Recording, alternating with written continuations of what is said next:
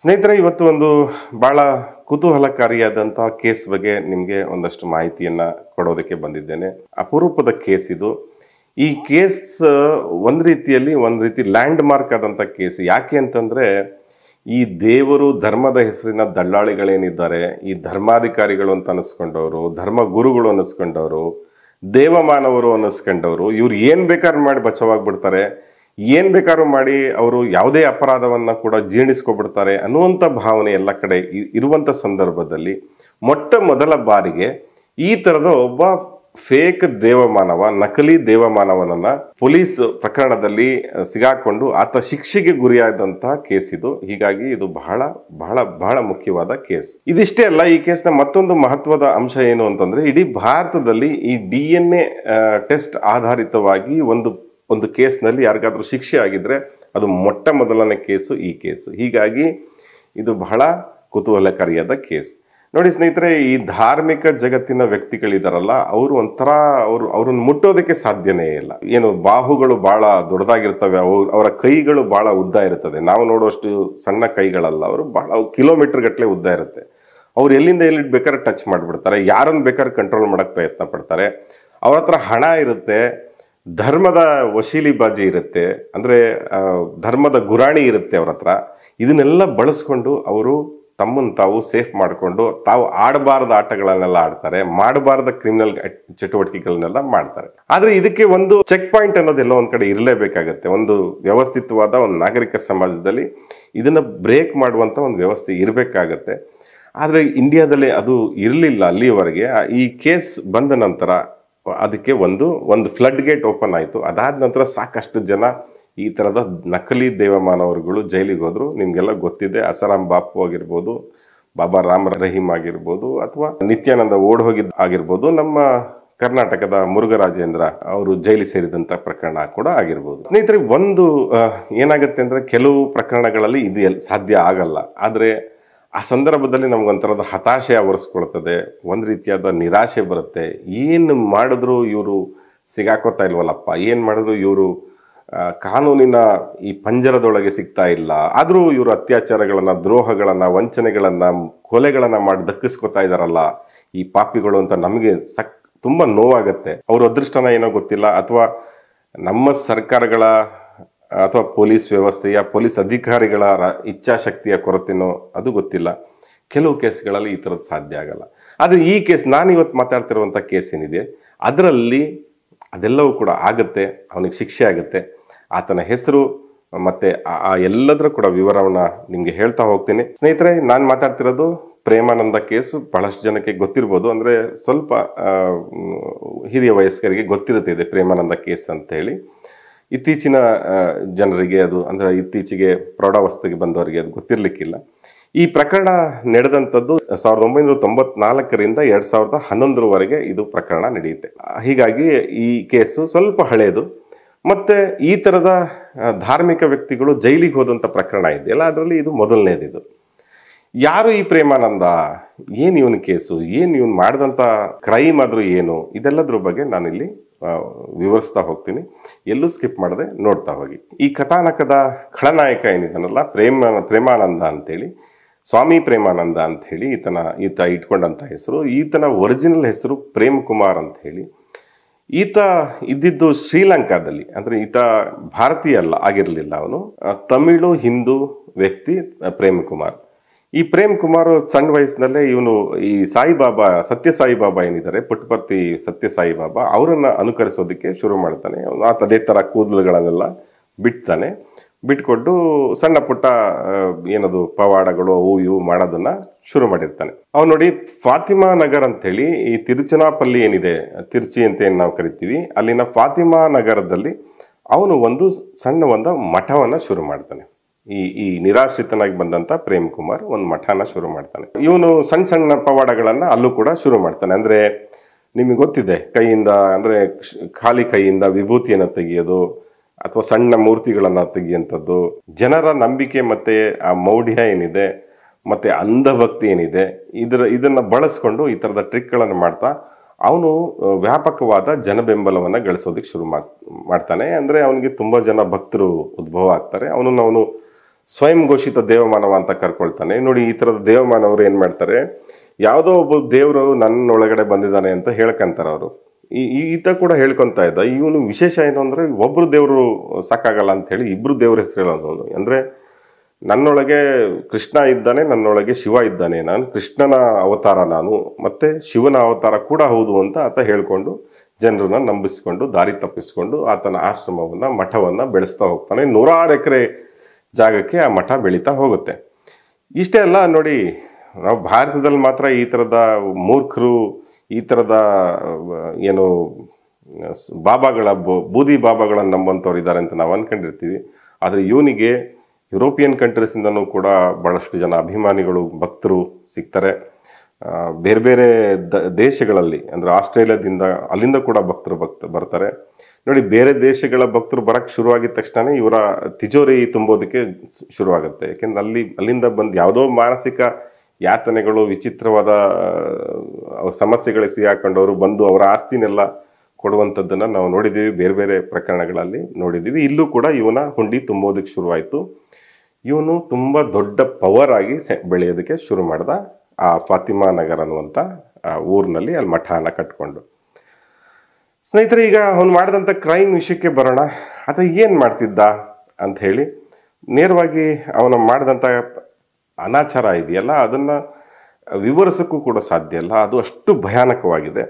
ಅವನು ಏನು ಮಾಡ್ತಾನೆ ಅಂತಂದರೆ, ಸುಮಾರು ಇಲ್ಲಿ ಪ್ರಕರಣ ಏನು ದಾಖಲಾಗುತ್ತೋ ಅದರಲ್ಲಿ ದಾಖಲಾದಂಥ ವಿಷಯ ಏನು ಅಂತಂದರೆ, ಸುಮಾರು 13 ಜನ ಹೆಣ್ಣು ಮಕ್ಕಳು, ಎಲ್ಲ ಕೂಡ 13 ವರ್ಷದಿಂದ 18 ವರ್ಷದ ಒಳಗಿನ ಹೆಣ್ಮಕ್ಳು, ಸಣ್ಣ ಸಣ್ಣ ಪ್ರಾಯದ ಕಂದಮ್ಮಗಳು, ಅವುಗಳನ್ನು ಇವನು ತನ್ನ ಲೈಂಗಿಕ ವಿಕೃತಿಗೆ ಬಳಸ್ಕೊಂಡಿದ್ದ. ಇದಿಷ್ಟೇ ಅಲ್ಲ, ಇದೆಲ್ಲದರ ಬಗ್ಗೆ ಗೊತ್ತಿದ್ದಂಥ ಒಬ್ಬ ವ್ಯಕ್ತಿ, ಆತ ಎಲ್ಲಿ ಬಾಯಿ ಬಿಡ್ತಾನೋ ಅಥವಾ ಆತ ಎಲ್ಲಿ ದೂರು ಕೊಡ್ತಾನೋ, ಆತ ಇದನ್ನೆಲ್ಲ ಎಲ್ಲಿ ಹೊರಗೆ ಹಾಕ್ತಾನೋ ಅನ್ನೋಂಥ ಭಯದಿಂದ ಅಥವಾ ದ್ವೇಷದಿಂದ ಆತನನ್ನು ಸಾಯಿಸ್ತಾರೆ. ಈ 13 ಅತ್ಯಾಚಾರ ಮತ್ತು 1 ಕೊಲೆ, ಇದಕ್ಕೆ ಸಂಬಂಧಪಟ್ಟಂತೆ 1994ರಲ್ಲಿ ಈ ಪ್ರಕರಣ ಶುರುವಾಗುತ್ತೆ. ಸ್ನೇಹಿತರೆ, ಇದೆಲ್ಲ ಹೆಂಗೆ ಶುರುವಾಗುತ್ತೆ ಅಂದರೆ, ಆ ರೀತಿ ಅತ್ಯಾಚಾರಕ್ಕೆ ಒಳಗಾದ ಹೆಣ್ಣು ಮಕ್ಕಳಲ್ಲಿ ಒಬ್ಬ ಮಗು ಏನಿದೆ, ಒಂದು ಮಗು ಏನಿದೆ, ಅದು ತಪ್ಪಿಸ್ಕೊಂಡು ಅಲ್ಲಿಂದ ಹೊರಟೋಗಿ ಎಲ್ಲಿಗೆ ಹೋಗುತ್ತೆ ಅಂದರೆ, ಶ್ರೀಲಂಕಾದಲ್ಲಿ ಅವರು ಹಿಂದೆ ವಾಸ ಇದ್ದಂಥ ಊರಿಗೆ ಹೋಗುತ್ತೆ. ಅಲ್ಲಿ ತನ್ನ ಮೇಲೆ ಆಗ್ತಿದ್ದಂಥ ದಾಳಿಯನ್ನು ಆಕೆ ಹೇಳ್ಕೊಂತಾಳೆ, ನನ್ನ ಮೇಲೆ ಯಾವ ರೀತಿ ಅತ್ಯಾಚಾರಗಳಾಯಿತು ಅಂತೇಳಿ. ಅಲ್ಲಿ ಗೊತ್ತಾದಂಥ ಸಂದರ್ಭದಲ್ಲಿ ಅಲ್ಲಿನ ಜನ, ಆಕೆಯ ನೆಂಟರು ಇಷ್ಟರು ಬಂಧುಗಳು ಯಾರೋ ಅವರೆಲ್ಲ ಬಂದು ಭಾರತಕ್ಕೆ ಬಂದು ತಿರುಚಿಯಲ್ಲಿ ಅವರು ಕಂಪ್ಲೇಂಟನ್ನು ಕೊಡ್ತಾರೆ. ಕಂಪ್ಲೇಂಟನ್ನು ಕೊಟ್ಟ ನಂತರ ಈ ಪ್ರಕರಣ ಶುರುವಾಗುತ್ತೆ. ನೋಡಿ ಸ್ನೇಹಿತರೆ, ಈ ಪ್ರಕರಣ ಈ ಥರ ಆಕೆ ಓಡ್ ಹೋಗಿದ್ದು ಅಥವಾ ಆಕೆ ಅಲ್ಲಿ ಹೋಗಿ ಏನೇನು ಮಾಡಿದ್ಲು, ಅದರಿಂದ ಏನಾಯಿತು ಅನ್ನೋದು ಬಹುಶಃ ಇವ್ರಿಗೆ ಗೊತ್ತಿಲ್ಲ ಅನಿಸುತ್ತೆ. ಅಂದರೆ ಈ ಪ್ರೇಮಾನಂದಂಗೆ ಮತ್ತು ಆತನ ಬಂಟರೇನಿದ್ದಾರೆ ಅವ್ರಿಗೆ ಯಾರಿಗೂ ಅದ್ರ ಬಗ್ಗೆ ಅಂದರೆ ಅಷ್ಟು ಸೀರಿಯಸ್ ಆಗಿ ತಗೊಂಡಿಲ್ಲ ಅಂತ ಅನಿಸುತ್ತೆ. ಆದರೆ ಪೊಲೀಸ್ನವರು ಅದನ್ನು ಸೀರಿಯಸ್ ಆಗಿ ತಗೊಂಡಿರ್ತಾರೆ. ದಿಢೀರಂತ ಬಂದು ಆ ಮಠವನ್ನು ರೈಡ್ ಮಾಡ್ತಾರೆ. ಸ್ನೇಹಿತರೆ, ರೈಡ್ ಮಾಡಿದಾಗ ಅವ್ರಿಗೆ ಸಿಕ್ಕಂಥ ಮಾಹಿತಿಗಳಿದೆಯಲ್ಲ, ಎಷ್ಟು ಅಮೂಲ್ಯವಾದ, ಅಂದರೆ ಈ ಕೇಸಿಗೆ ಸಂಬಂಧಪಟ್ಟಂತೆ ಬಹಳ ಮುಖ್ಯವಾದ ದಾಖಲೆಗಳು ಮತ್ತು ಸಾಕ್ಷ್ಯಗಳು ಅವರಿಗೆ ಅಲ್ಲಿ ಸಿಕ್ಕಿಬಿಡ್ತದೆ. ಅಂದರೆ ಸಾಕ್ಷ್ಯ ನಾಶ ಮಾಡೋದಕ್ಕೆ ಅವ್ರಿಗೆ ಅವಕಾಶ ಇತ್ತು, ಆದರೆ ಪೊಲೀಸ್ನವರ ಸರಿಯಾದ ಸಂದರ್ಭದಲ್ಲಿ ಎಂಟ್ರಿ ಮಾಡಿದ್ರಿಂದಾಗಿ ಎಲ್ಲ ಸಾಕ್ಷಿಗಳನ್ನು ಸಂಗ್ರಹಿಸ್ತಾರೆ. ನೋಡಿ ಸ್ನೇಹಿತರೆ, ಇದರಲ್ಲಿ ಈ 13 ಜನಗಳ ಪೈಕಿ 13 ಜನ ಮಕ್ಕಳ ಪೈಕಿ ಒಂದು ಮಗು, ಆಕೆ ಗರ್ಭಿಣಿಯಾಗಿ ಆಕೆ ಮಗುವನ್ನು ಕೂಡ ಹೆತ್ತು ಬಿಟ್ಟಿರ್ತಾಳೆ. ಆ ಹೆತ್ತ ಮಗುವನ್ನು ಅದೇ ಆಶ್ರಮದಲ್ಲಿ ಕದ್ದು ಮುಚ್ಚಿ ಬೆಳೆಸ್ತಾ ಇರ್ತಾರೆ. ಇನ್ನೊಂದು ಮಗುಗೆ ಮೇಲೆ ಅತ್ಯಾಚಾರ ಆಗಿರುತ್ತದೆ. ಆಕೆ ಕೂಡ ಗರ್ಭಿಣಿಯಾಗಿರ್ತಾಳೆ, ಆದರೆ ಆಕೆ ಗರ್ಭವನ್ನು ತೆಗೆಸಲಾಗಿರುತ್ತದೆ, ಅಂದರೆ ಗರ್ಭಪಾತ ಮಾಡಿಸಲಾಗಿರುತ್ತೆ. ನೋಡಿ, ಈ ಗರ್ಭಪಾತ ಮಾಡಿದಂತಹ ಮಗುವಿನ ರಿಪೋರ್ಟ್ ಕೂಡ ಅದೇ ಆಶ್ರಮದಲ್ಲಿ ಅವ್ರು ಇಟ್ಕೊಂಡಿರ್ತಾರೆ, ಆ ದಾಖಲೆ ಸಿಗುತ್ತೆ. ನಂತರ ನೋಡಿ, ಅಲ್ಲಿ ವ್ಯಕ್ತಿ ಒಬ್ಬನ್ನ ಸಾಯಿಸಿರ್ತಾರಲ್ಲ, ನೋಡಿ ಆತನ ಹೆಸರು ಕೂಡ ಹೇಳ್ತೀನಿ. ನೋಡಿ, ರವಿ ಅನ್ನುವಂಥ 28 ವರ್ಷದ ಇಂಜಿನಿಯರ್, ಆತ ವೃತ್ತಿಯಲ್ಲಿ ಇಂಜಿನಿಯರು. ಆತನೇ ಈ ಪ್ರಕರಣದ ವಿಷಲ್ ಬ್ಲೋವರ್ ಅಂತ ನಾವು ಕರಿಬೋದು. ಸಿವಿಲ್ ಇಂಜಿನಿಯರ್ ಆಗಿದ್ದ. ಅವನು ಕೂಡ ಈ ಮಠದ ಅಥವಾ ಈ ಪ್ರೇಮಾನಂದನ ಅನುಯಾಯಿಯಾಗಿದ್ದ, ಆತನ ಭಕ್ತ ಆಗಿದ್ದ.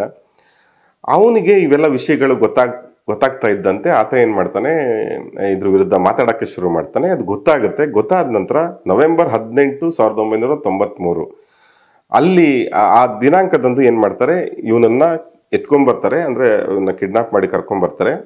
ಆಶ್ರಮಕ್ಕೆ ಕರ್ಕೊಂಡ್ಬಂದ್ಬಿಟ್ಟು ಆತನನ್ನ ಸಾಯಿಸ್ತಾರೆ. ಸಾಯಿಸಿ ಆತನ ತಲೆಯನ್ನ ಕಟ್ ಮಾಡ್ತಾರೆ. ಆ ತಲೆಯನ್ನ ಸುಟ್ಟಾಕ್ತಾರೆ, ಅಂದ್ರೆ ಏನು ಸಿಗ್ಬಾರ್ದು ಅನ್ನೋ ಕಾರಣಕ್ಕಾಗಿ. ಉಳಿದ ದೇಹದ ಪಾರ್ಟನ್ನ ಅವರು ಅದೇ ಆಶ್ರಮದಲ್ಲಿ ಒಂದು ಮೂಲೆಯಲ್ಲಿ ಹೂತ್ ಹಾಕ್ತಾರೆ. ನೋಡಿ, ಪೊಲೀಸ್ನವ್ರು ಬಂದಂತ ಸಂದರ್ಭದಲ್ಲಿ ರವಿಯ ಈ ಅರೆಬರೆ ಡೆಡ್ ಬಾಡಿ ಅಷ್ಟು ಕೂಡ ಅವ್ರ ಕೈಗೆ ಸಿಗುತ್ತೆ. ನಾನು ಆರಂಭದಲ್ಲೇ ಹೇಳಿದ್ದೆ, ಈ ಕೇಸ್ ಸಾಲ್ವ್ ಆಗಿದ್ದೆ DNA ಎವಿಡೆನ್ಸ್ ಇಂದ ಅಂತ ಹೇಳಿ. ಈ ಕೇಸು ಅಲ್ಲಿ ಸಿಕ್ಕಂತ DNA ಇತ್ತಲ್ಲ, ರವಿಯ ದೇಹದ DNA, ಅದನ್ನ ಕಂಡುಹಿಡಿದಿದ್ದು ಕೂಡ ಬಹಳ ಮುಖ್ಯ ಆಗುತ್ತೆ. ನೋಡಿ, ರವಿ ಕಾಣೆಯಾದ ನಂತರ, ಅಂದ್ರೆ 1993 ನವೆಂಬರ್ನಲ್ಲಿ ರವಿ ಈ ತರ ಕಾಣೆಯಾದಂತ ಸಂದರ್ಭದಲ್ಲಿ ಬಹಳಷ್ಟು ಜನ ಕೇಳ್ತಾರೆ ಎಲ್ಲೋದ ರವಿ ಅಂತ ಹೇಳಿ. ಆಗ ಆಶ್ರಮದಲ್ಲಿ ಹೇಳ್ತಾರೆ, ಅವನು ಆಧ್ಯಾತ್ಮಿಕ ಮುಕ್ತಿಯನ್ನು ಪಡೆದುಕೊಳ್ಳೋದಕ್ಕಾಗಿ ಅವತ ಹೊರಗಡೆ ಹೋಗ್ಬಿಟ್ಟಿದ್ದಾನೆ ಅಂತ ಅವರು ಹೇಳ್ತಾರೆ.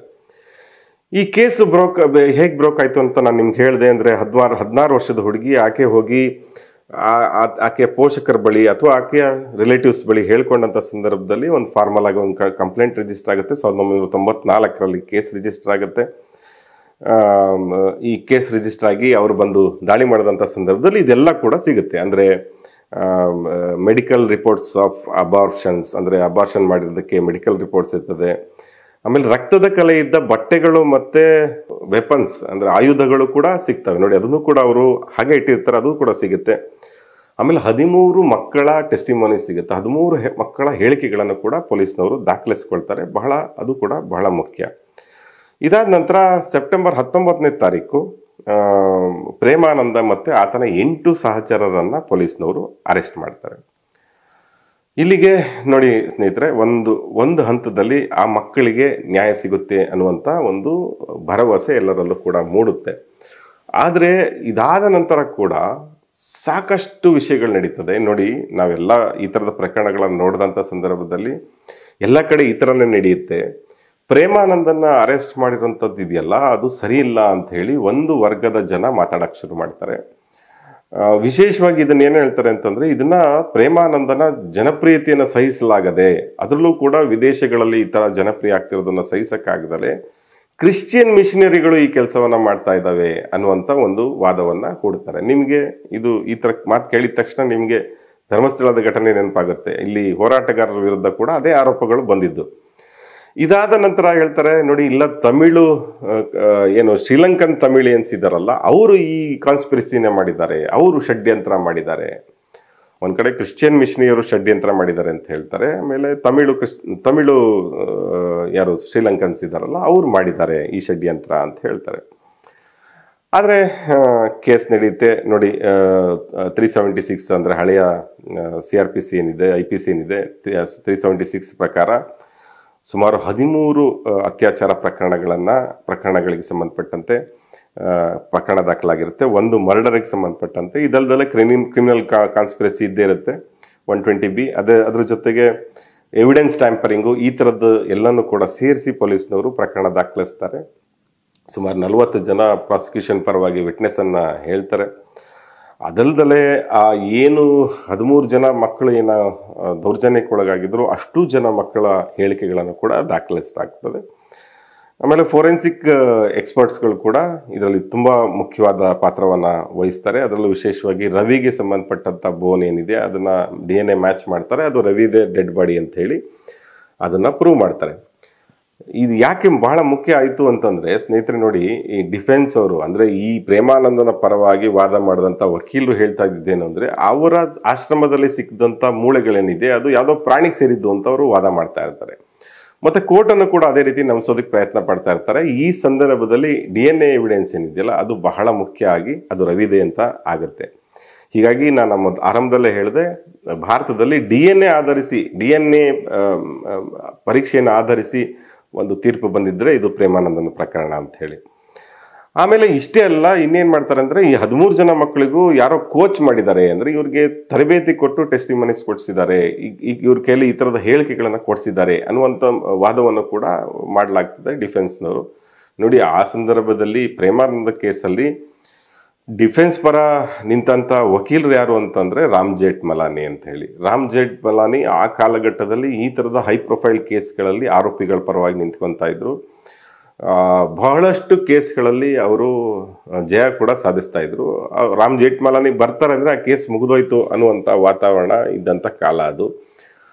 ಈ ಥರದ ಕೇಸ್ಗಳೆಲ್ಲ ಅವ್ರು ತಗೋತಾ ಇದ್ರು, ಆರೋಪಿಗಳ ಪರ ವಕಾಲತ್ ವಹಿಸ್ತಾ ಇದ್ರು, ಗೆಲ್ತಾ ಇದ್ರು. ಈ ಕಾರಣಕ್ಕಾಗಿ ಅವರನ್ನ ಕೂಡ ಆ ದುಬಾರಿ ಶುಲ್ಕವನ್ನು ಕೊಟ್ಟು ಅವರನ್ನ ಹೈರ್ ಮಾಡಿರ್ತಾರೆ. ಆದರೆ ಇಲ್ಲಿ ಏನಾಗುತ್ತೆ, ಟ್ರಯಲ್ ನಡೆಯುವಂಥ ಸಂದರ್ಭದಲ್ಲಿ ಎವಿಡೆನ್ಸ್ ಮೇಲೆ ಇದು ನಡೀತದೆ. ಹೀಗಾಗಿ ಪ್ರೇಮಾನಂದಂಗೆ ಶಿಕ್ಷೆ ಆಗುತ್ತೆ.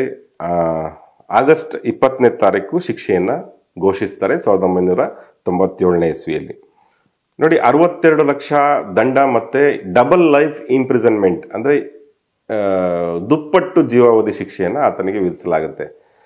ಅಂದ್ರೆ ಆ ಕಾಲದಲ್ಲಿ ಏನು ಅಂತಂದ್ರೆ 14 ವರ್ಷದ ಅವಧಿಯನ್ನೇ ಜೀವಾವಧಿ ಶಿಕ್ಷೆ ಅಂತ ಪರಿಗಣಿಸಲಾಗ್ತಾ ಇತ್ತು ಅಂತ. ಅದೇ ರೀತಿ ಅದನ್ನ ಆಗ್ತಾ ಅಂದ್ರೆ ಯಾರಿಗಾದ್ರೂ ಲೈಫ್ ಆಯ್ತು ಅಂತಂದ್ರೆ, ಜೀವಾವಧಿ ಶಿಕ್ಷೆ ಆಯ್ತು ಅಂತಂದ್ರೆ 14 ವರ್ಷ ಜೈಲ್ ಕಳೆದು ಅವ್ರು ಆಚೆಗೆ ಬರ್ತಾ ಇದ್ರು. ಈಗ ಅದರದ ವ್ಯಾಖ್ಯಾನ ಬದಲಾಗಿದೆ. ಈಗ ಜೀವಾವಧಿ ಶಿಕ್ಷೆ ಅಂತಂದ್ರೆ ಸಾಯುವವರೆಗೆ ಜೈಲು ಅನ್ನುವಂಥದ್ದು ಕೂಡ ಈಗ ಬಂದ್ಬಿಟ್ಟಿದೆ. ಆದ್ರೆ ಅವಾಗ ಆ ಥರ ಇರಲಿಲ್ಲ. 14 ವರ್ಷದ ಶಿಕ್ಷೆನೇ ಗರಿಷ್ಠ ಅನ್ನೋ ಥರ ಇತ್ತು. ಹೀಗಾಗಿ ಡಬಲ್ ಜೀವಾವಧಿ ಶಿಕ್ಷೆಯ ಪರಿಣಾಮವಾಗಿ ಆತನಿಗೆ 14 + 14 28 ವರ್ಷಗಳ ಕಾರಾಗೃಹ ಶಿಕ್ಷೆಯನ್ನ ವಿಧಿಸಲಾಗುತ್ತೆ. ಜೊತೆಗೆ ನೋಡಿ, ಒಂದು 62 ಲಕ್ಷ ರೂಪಾಯಿಗಳ ಜುಲ್ಮಾನೆಯನ್ನು ಕೂಡ ವಿಧಿಸಲಾಗ್ತದೆ. ಇದಾದ ನಂತರ ಪ್ರೇಮಾನಂದ ಹೈಕೋರ್ಟಿಗೆ ಅಪೀಲ್ ಮಾಡ್ತಾನೆ. ಹೈಕೋರ್ಟಲ್ಲೂ ಕೂಡ ಕೇಸ್ ನಡೆಯುತ್ತದೆ. ಅಲ್ಲಿ ಆತನಿಗೇನು ಪ್ರಯೋಜನ ಆಗಲ್ಲ, ಡಿಸ್ಮಿಸ್ ಆಗುತ್ತೆ. ಸುಪ್ರೀಂ ಕೋರ್ಟ್ಗೆ ಹೋಗ್ತಾನೆ. ಇದೇ ರಾಮ್ ಜೇಠ್ಮಲಾನಿ ಅವರು ಸುಪ್ರೀಂ ಕೋರ್ಟ್ವರೆಗೆ ಇದನ್ನು ತಗೊಂಡು ಹೋಗ್ತಾರೆ. ಅಲ್ಲೂ ಕೂಡ ಆತನ ಪರವಾಗಿ ಜಜ್ಮೆಂಟ್ ಬರೋದಿಲ್ಲ. ಏನು ಟ್ರಯಲ್ ಕೋರ್ಟ್ ಮಾಡಿತ್ತು, ತೀರ್ಪನ್ನು ಕೊಟ್ಟಿತ್ತು, ಅದನ್ನೇ ಎಲ್ಲ ಕಡೆ ಎತ್ತಿ ಹಿಡಿತಾರೆ. ಕೊನೆಗೆ ಈತ 2011ರಲ್ಲಿ ಫೆಬ್ರವರಿ 21ನೇ ತಾರೀಕು ಆತ ಇದ್ದಂಥ ಸೆಂಟ್ರಲ್ ಪ್ರಿಸನ್ ಅಲ್ಲೇನೆ ಆತ ಹಾರ್ಟ್ ಅಟ್ಯಾಕ್ ಆಗಿ ಸತ್ತೋಗ್ತಾನೆ. ಅವನು ಶಿಕ್ಷೆ ಅನುಭವಿಸುವಂಥ ಸಂದರ್ಭದಲ್ಲೇ ಈ ಸ್ವಘೋಷಿತ ದೇವಮಾನವ, ನಕಲಿ ದೇವಮಾನವ ಆತ ಹಾರ್ಟ್ ಅಟ್ಯಾಕ್ ಆಗಿ ಅಲ್ಲಿ ಸತ್ತು ಹೋಗ್ತಾನೆ. ಸ್ನೇಹಿತರೆ ನೋಡಿ, ಇಲ್ಲಿಗೆ ಈ ಪ್ರಕರಣ ಒಂದು ರೀತಿಯಲ್ಲಿ ಒಂದು ತಾರ್ಕಿಕ ಅಂತ್ಯವನ್ನ ಕಂಡಂತಾಗತ್ತೆ. ಈ ಜಡ್ಜ್ಮೆಂಟ್ ಅನ್ನ ಬರೆದಂತ ಜಡ್ಜ್ ಕೆ ಸಂಪತ್ ಅಂತ ಹೇಳಿ ಅವರು, ಆ ನ್ಯಾಯಮೂರ್ತಿಗಳು ಒಂದು ಮಾತನ್ನ ಜಡ್ಜ್ಮೆಂಟ್ ಅಲ್ಲಿ ಬರೀತಾರೆ. This is not just A crime against woman but against humanity and faith. ಕೇವಲ ಹೆಣ್ಣು ಮಕ್ಕಳ ಮೇಲಿನ ಕ್ರೌರ್ಯ, ದೌರ್ಜನ್ಯ ಅಂತ ಅಲ್ಲ, ಇದು ಮಾನವೀಯತೆಗೆ ಮೇಲೆ ಮಾಡಿದಂಥ ಮತ್ತೆ ನಂಬಿಕೆಯ ಮೇಲೆ ಮಾಡಿದಂಥ ಪ್ರಹಾರ, ಅದ್ರ ಮೇಲೆ ಮಾಡಿದಂಥ ದೌರ್ಜನ್ಯ ಅಂತ ಅವ್ರು ಹೇಳ್ತಾರೆ. ಸ್ನೇಹಿತರೆ, ಇದೆಲ್ಲ ಹೇಗಾಗತ್ತೆ ಅಂತಂದ್ರೆ, ಈ ಅಂಧಭಕ್ತಿ ಇದೆಯಲ್ಲ, ಈ ಥರದವ್ರನ್ನ ಕುರುಡಾಗಿ ನಂಬಂಥದ್ದು ಇದೆಯಲ್ಲ, ಆಮೇಲೆ ಯಾರಿಗೋ ಒಂದು ಮಾನವನ ಪಟ್ಟ ಕೊಟ್ಬಿಟ್ಟು ಆತನನ್ನ ಗದ್ಗೆ ಕೂರಿಸಿ ಅವನನ್ನ ತಲೆ ಮೇಲೆ ಹೊತ್ಕೊಂಡು ಮೆರೆಸೋದಿದೆಯಲ್ಲ, ಇದನ್ನ ನಮ್ಮ ಸಮಾಜ ನಿಲ್ಲಿಸ್ಬೇಕು. ಇದು ನಿಲ್ಲಿಸ್ತಲೇ ಹೋದ್ರೆ ನೋಡಿ, ಇಂಥ ಘಟನೆಗಳು ನಡೀತದೆ. ನೋಡಿ, ಅಲ್ಲಿ ಒಬ್ಬ ಸರ್ವೈವ್ ಆದಂತ ಒಂದು ಹೆಣ್ಣುಮಗಳು ಕೋರ್ಟ್ನಲ್ಲಿ ಕೊಟ್ಟಂತ ಹೇಳಿಕೆಯಲ್ಲಿ ಆಕೆ ಹೇಳ್ತಾಳೆ, he told us it was God's will, we were children, we believed him ಅಂತ. ನೋಡಿ, ಯಾವ ರೀತಿ ಹೆದರಿಸಿ ಅವರನ್ನು ಬಳಸ್ಕೊಂಡಿದ್ದ ಅವನು ಅಂತ. ಇದು ದೇವರ ಅಪ್ಪಣೆ, ಇದು ದೇವರ ಆಜ್ಞೆಯಂತೆ ನಾನು ಇದನ್ನು ಮಾಡ್ತಾ ಇದ್ದೀನಿ ಅಂತ ಅವರನ್ನ ನಂಬಿಸ್ತಾ ಇದ್ದ. ನೋಡಿ, ಇದಕ್ಕೆ ನೀವು ಒಪ್ಪದಲೇ ಇದ್ರೆ ನಿಮ್ಗೆ ದೇವರ ಶಾಪ ತಗಲುತ್ತೆ, ನೀವು ಶಾಪಗ್ರಸ್ತರಾಗ್ತೀರಿ, ನಿಮ್ಮ ಕೈ ಕಾಲು ಹೋಗುತ್ತೆ, ಕಣ್ಣು ಹೋಗುತ್ತೆ ಅಂತೇಳಿ ಆ ಮಕ್ಕಳಿಗೆ ಹೆದರಿಸ್ತಾ ಇದ್ದ. ಅಷ್ಟೇ ಅಲ್ಲ, ನೀವು ಒಪ್ಪದಲೇ ಇದ್ರೆ ನಾನು ನಿಮ್ಮನ್ನ ಆಶ್ರಮದಿಂದ ತೆಗೆದು ಬೀದಿಗೆ ಎಸಿತೀನಿ, ಅಲ್ಲಿ ಬೀದಿಯಲ್ಲಿ ನೀವು ಸತ್ತು ಹೋಗ್ತೀರಾ, ನೀವು ಯಾರು ಗತಿ ಇಲ್ದಲೆ ಸತ್ತು ಹೋಗ್ತೀರಾ ಅಂತ ಹೆದರಿಸ್ತಾ ಇರ್ತಾನೆ. ಹೀಗೆಲ್ಲ ಹೆದರಿಸಿ ಅವರನ್ನ ಆ ರೀತಿ ಬಳಕೆ ಮಾಡ್ಕೊಂಡಿರ್ತಾನೆ. ಈ ಪ್ರಕರಣ ದೇಶದಲ್ಲಿ ನಡೆದ ನಂತರ ಹಲವು ಈ ತರದ ಜನಗಳಿಗೆ ಶಿಕ್ಷೆ ಆಗುವಂತ ಪ್ರಕ್ರಿಯೆ ಒಂದು ಪ್ರಾರಂಭ ಆಯಿತು. ಅದಕ್ಕಾಗಿ ಈ ಪ್ರಕರಣವನ್ನ ನಿರ್ವಹಿಸಿದಂತ ಅಧಿಕಾರಿಗಳನ್ನ ಮತ್ತೆ ಅವತ್ತಿನ ಸರ್ಕಾರವನ್ನ ನಾವು ಅಭಿನಂದಿಸಲೇಬೇಕು. ಯಾಕೆಂದ್ರೆ ಈ ಇಚ್ಛಾಶಕ್ತಿ ಇಲ್ದಲೇ ಇದ್ರೆ ವ್ಯಕ್ತಿ ಯಾರೇ ಎಷ್ಟೇ ದೊಡ್ಡವನಾಗಿರಲಿ, ಅವನ ತಲೆ ಮೇಲೆ ಯಾವುದೇ ಕಿರೀಟ ಇರಲಿ, ಅವನು ಯಾವುದೇ ಪದ್ಮಭೂಷಣ ಪದ್ಮಶ್ರೀ ಇರಲಿ ಅಥವಾ ಯಾವುದೇ ಧರ್ಮಾಧಿಕಾರಿ ಇರಲಿ, ಇನ್ನೇನೇ ಇರಲಿ, ನಾವು ಈ ತರದ ಆರೋಪ ಕೇಳಿ ಬಂದಾಗ ಆತನನ್ನ ಒಬ್ಬ ಆರೋಪಿಯನ್ನಾಗಿ ನೋಡಬೇಕು. ಅವನ ಮೇಲಿನ ಆರೋಪಗಳು ಸತ್ಯವಾಗಿದ್ರೆ ಅದರ ಆಳಕ್ಕೆ ಹೋಗಿ ಆತನನ್ನ ಹಿಡಿದು ನ್ಯಾಯಾಲಯಕ್ಕೆ ಒಪ್ಪಿಸ್ಬೇಕು, ನ್ಯಾಯಾಂಗದ ಪರಿಧಿಗೆ ತರಬೇಕು, ಕಾನೂನು ಪ್ರಕ್ರಿಯೆಗಳಿಗೆ ಒಳಪಡಿಸ್ಬೇಕು, ಮತ್ತೆ ಶಿಕ್ಷೆ ಕೊಡಿಸ್ಬೇಕು ಅನ್ನುವಂಥ ಇಚ್ಛಾಶಕ್ತಿ ಬೇಕಾಗತ್ತೆ. ಇದು ಸರ್ಕಾರಕ್ಕೂ ಅಷ್ಟೇನೆ, ಪೊಲೀಸ್ ಅಧಿಕಾರಿಗಳಿಗೂ ಕೂಡ ಇರಬೇಕಾಗತ್ತೆ. ಹಂಗಿದ್ದಂಥ ಸಂದರ್ಭದಲ್ಲಿ ಈ ತರದ ಕೊನೆಗೂ ಒಂದು ತಾರ್ಕಿಕ ನ್ಯಾಯ ಸಿಗುವಂಥದ್ದು ನಡೆದಿದೆ. ನಮ್ಮ ದೇಶದಲ್ಲಿ ಆ ಥರ ನಡೆದಿಲ್ಲ ಅಂತ ಏನಿಲ್ಲ. ಮತ್ತೆ ನಮ್ಮ ಜವಾಬ್ದಾರಿ ಕೂಡ ಬಹಳ ಮುಖ್ಯ ಆಗುತ್ತೆ. ಈ ಥರದ ಮಕ್ಕಳನ್ನ ಈ ಥರದ ಗುರುಕುಲಗಳಲ್ಲಿ ಅಥವಾ ಈ ಥರದ ಗಾಡ್ಮೆನ್ಗಳ ಹತ್ರ ಬಿಡುವುದು ಎಷ್ಟು ಸರಿ? ಅವರು ಒಳ್ಳೆಯವರೇ ಅಂತ ನಿಮಗೆ ಕಾಣಿಸ್ತಾ ಇದ್ರು ಕೂಡ, ಅವರು ದೇವರ ಹಾಗೇನೆ ನಿಮಗೆ ಕಾಣಿಸ್ತಾ ಇದ್ರು ಕೂಡ, ಆ ದೇವರ ಹಿಂದಿನ ದೆವ್ವಗಳು ನಿಮಗೆ ಕಾಣಿಸ್ತಲೇ ಇರಬಹುದು. ಆ ಥರದ್ದು ತುಂಬ ಘಟನೆಗಳು ನಡೆದಿದೆ. ನಾನು ಯಾವಾಗಲೂ ಕೂಡ ಹಿಂದೆನೂ ಕೂಡ ಹೇಳಿದ್ದೆ, ನಾನು ನಿಮ್ಮ ಮಕ್ಕಳನ್ನ ನಿಮ್ಮ ಸುಪರ್ದಿಯಲ್ಲೇ ಇಟ್ಕೊಳ್ಳಿ, ಎಷ್ಟೇ ಕಷ್ಟ ಆದರೂ ಚಿಂತೆ ಇಲ್ಲ.